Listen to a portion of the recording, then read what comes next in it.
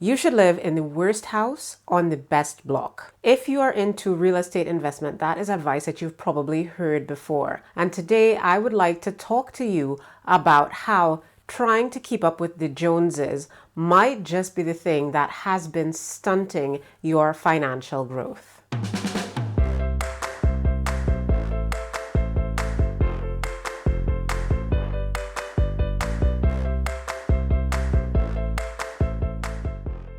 Hi everyone, what is up? I am Jolene from sunshinediary.com, and today I'm here to talk to you about lifestyle inflation, or lifestyle creep as it is sometimes called. Now, according to Investopedia, lifestyle creep happens when your standard of living improves as your discretionary income rises. So things that used to be luxuries become necessities. So that means that at one point in time, you used to think that it was absolutely normal to live with roommates. Maybe when you were at college, at university, you thought it was perfectly normal to have roommates, but there came a point in your life when you decided that that was actually not a normal way to live, and what used to be normal to you became abnormal. What used to be a luxury to you became a necessity. It also refers to having a car. There might have been a time in your life when you took public transport and that was absolutely perfectly normal and reasonable to you. And then all of a sudden your job changed, your income changed, your family situation changed, and you decided that you needed to have a car. You couldn't take a bus anymore. Or maybe you needed to have a better car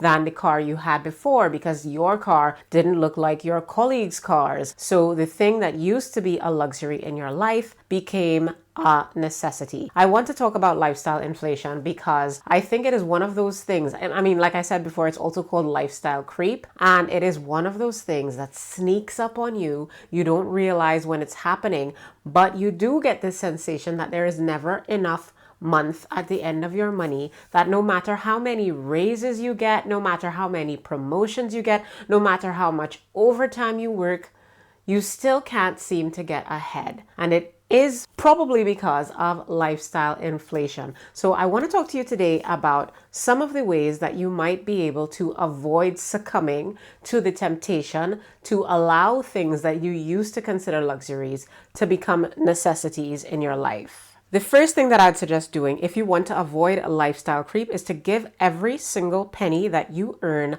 a name. And I know that this is advice that you've probably heard me give before. It just means that when you get that promotion, when you get that pay raise, when you get that bonus, instead of deciding that all of a sudden you need a brand new car that you're going to have to spend 5 years paying for, you'll put that money into an account called rental property, called retire at 45, put it into an account called college fund, so that if you were to withdraw it and use it on that new car that you don't actually need, you would realize the extent of the sacrifice that you are making. You would realize that you're taking yourself one step further away from being able to retire at 45 or to fund your children's college education or whatever are the other more long-term goals that you have. My next tip to avoid lifestyle inflation is to forget about the Joneses. I honestly think that this is the main reason why we end up improving our lifestyle and increasing our cost of living with every promotion, with every bonus, with every little additional bit of money that comes our way. It's because typically we're in an environment where we have other people who we are comparing ourselves to. We are living with neighbors, we have friends, we have colleagues, and we are looking at the car that they drive or the house that they live in. And this is why I gave that example of buying the worst house on the best block. You have to come to terms with the idea that you don't have to keep up with the Joneses. The Joneses are in debt, and that's not what you want for yourself. So if you want to avoid lifestyle inflation, I recommend that you stay off social media. If you're not able to really digest and understand the fact that social media is fake, it is all fake. People are just portraying a version of their lives that they want you to see. And in the same way that you tell your children, it's just TV, honey, don't be afraid, it's not real, that's the same way that you need to approach Instagram and TikTok and even YouTube and Facebook and all of the different forms of social media.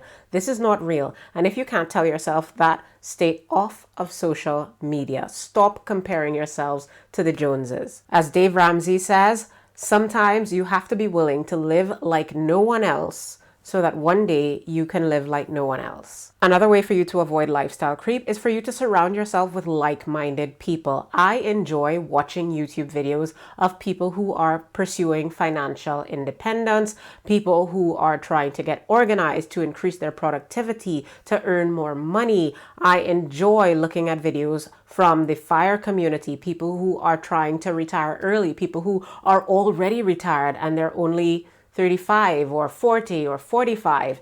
These are the things that I like to immerse myself in because I think that what I consume is what I become. And sometimes if you are consuming a lot of frivolous spending, that's what you feel is normal. And it encourages you to go out and buy unnecessary things that deep down inside you know you don't actually need. And my final tip for avoiding lifestyle inflation is that you should learn to become proud of your frugality. I know that I will never tell you if this top cost me 500 euros. What I will tell you with a lot of pride is this top cost me 5 euros. And I'm not even making that up. This top was 5 euros. And I am proud of that because I think it looks good on me. And honestly, I think it is stupid and wasteful for you to overspend on something because it has someone else's name on it. And I'm not going to go down that path because honestly, this could become a rant. But I think that it's important to become proud of your frugality. One of the things that I am currently really proud of is the fact that I don't have a home office. If you had watched my videos about a year ago, I did a tour of my home office because at the time I was living in a 1-bedroom flat and I had converted the bedroom into a home office and I had converted the rest of the flat into a studio. Then I bought an apartment, moved into my own place, which is a 2-bedroom apartment, and I no longer have a home office because I realized this is not something that I actually need. My spare bedroom is something that I can actually use to my benefit by renting it out on Airbnb, by allowing friends to stay there if they had to come over or whatever. Obviously, we're in a pandemic, so these things aren't really happening right now, but I have found that my office space fits very nicely in my bedroom. I don't need my spare room for that. And it means that should I decide to use my spare room for something else, I can. And that makes me feel really proud. The fact that I don't use things in ways that I don't need to use them. The fact that, I don't know, I feel like it's a sign of ingenuity on my part. And I absolutely don't regret the fact that I have lost a home office. A home office is useful, especially right now during the pandemic, but I could also work at my table in my kitchen or at my desk, which is currently in my bedroom. Now you're probably saying to yourself, but I've worked really hard. I've given up nights and weekends. That promotion wasn't handed to me on a silver platter. I really sacrificed for it and I deserve a reward. And if that's what you're saying, let me tell you, you are right. You are absolutely 100% correct. And I agree with you. I also deserve some creature comforts. I think that most of us do. But what I will say in response to that is that your reward doesn't need to be a house that is too big for what you actually need, with a mortgage that is much higher than what you actually need it to be, where you'll have to hire someone to come in and help you clean the house because the house is so big that it's unmanageable for you. You don't need to reward yourself with a brand new car that is going to lose like 25% of its value the minute you drive it off of the lot, and that you only bought so that you can look like the rest of your colleagues and be driving a similar car, but you'll have to pay for it for the next 5 to 10 years.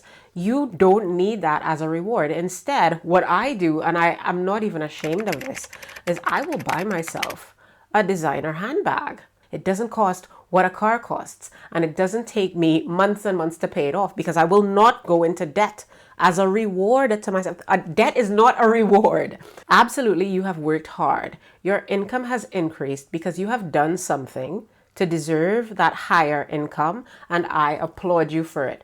but do not take on an additional burden. Do not shackle yourself and then call that a reward. So I hope that this little pep talk has been useful for you. I hope it's helped you to think a little bit more about lifestyle inflation, to think more critically about your own actions and how they might have been stopping you from advancing financially. To avoid lifestyle inflation, all you really have to do is make sure to think carefully about what you need versus what you want, and don't confuse the two. Anyway, I hope that this video has been useful. If you have found it helpful or interesting or entertaining, please do give it a thumbs up. It's absolutely free and it helps my channel tremendously. I try very hard to fill my channel with interesting and useful content. So if you're still here at the end of this video and if you have enjoyed it, I would really like to ask that you subscribe and stick around for the journey. In any event, I am so glad to have had you here for this video, and I hope to see you in my next one. Bye.